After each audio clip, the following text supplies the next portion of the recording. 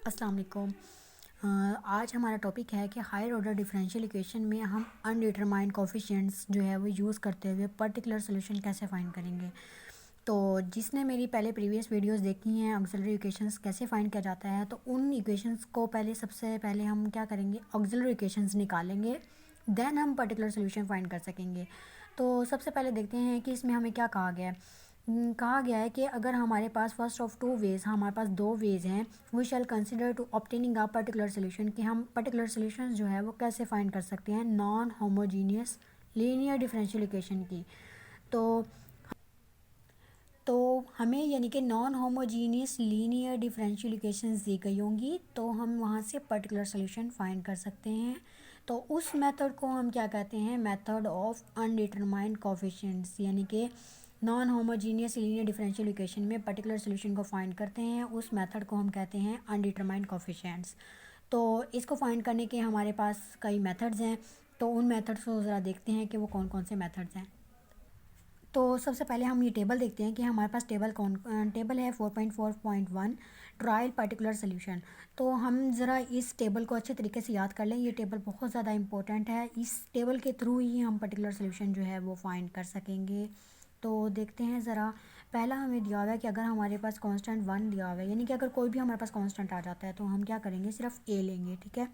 अगर हमारे पास 5x+7 आ जाता है, यानी कि कोई वेरिएबल के साथ कांस्टेंट आ जाता है, ऐड होता है या सब्ट्रैक्ट होता है, तो हमने क्या करना है, ax+b लेना है। देन हम क्या करेंगे, हमारे पास आ जाएगा अगर 3x² - 2, यानी कि अगर हमारे पास वेरिएबल का स्क्वायर हो और साथ कांस्टेंट हो, तो हम क्या करेंगे, ax² + bx + c। फिर हमारे पास उसने क्या कहा है कि अगर हमारे पास, यानी कि हम ऑर्डर देखते जाएंगे, पहले हमें क्या कहा गया, सेकंड ऑर्डर है, फिर वो कोई आगे मतलब जो है ऑर्डर ना भी आए तो मतलब कांस्टेंट दिया हुआ है। अब इक्वेशन फार्मूला 4 में देखें, हमें कौन सी इक्वेशन दी हुई है, x³ - x+1, यानी कि ऑर्डर के साथ दी हुई है, यानी कि अब थर्ड ऑर्डर आ गया हमारे पास। तो हम यहाँ पे क्या कर लेंगे, ax³ + bx² + cx + e, यानी कि थर्ड ऑर्डर से ही स्टार्ट करेंगे एंड फर्दर चले जाएंगे। फिर इसी तरह sin 4x का दिया हुआ है और cos 4x का दिया हुआ है, तो हम फार्मूला क्या यूज़ करेंगे, a cos 4x + b sin 4x, इनके सेम फार्मूलाज हैं। और फिर हमारे पास आ जाता है एक्सपोनेंशियल फॉर्म में। एक्सपोनेंशियल फॉर्म में हमारे पास देखें कि हमारे पास इसके साथ क्या है, a है, a e⁻5x आ जाएगा। फिर हमारे पास आ जाता है फार्मूला 8, उसमें उसने क्या कहा है कि अगर हमारे पास 9x - 2, यानी कि काफ़ी एक्सपोनेंशियल के साथ अब हमारे पास कौन से आ गए हैं, जो हमारे पास फर्स्ट ऑर्डर में था, यानी कि वेरिएबल के साथ एक कांस्टेंट भी था। तो हम क्या करेंगे, जैसे हमने प्रीवियस में क्या 2 फार्मूला में कहा है कि 5x+7 है, तो हम क्या करते थे, ax+b कर लेते थे। तो यहाँ पे भी ऐसे ही करेंगे और एक्सपोनेंशियल एज इट इज़ आ जाएगा। फिर एक्सपोनेंशियल के साथ सेकंड ऑर्डर आ गया, तो सेकंड ऑर्डर के लिए हम क्या करते थे, ax² + bx + c आ जाता था और e⁻5x कर लेते थे।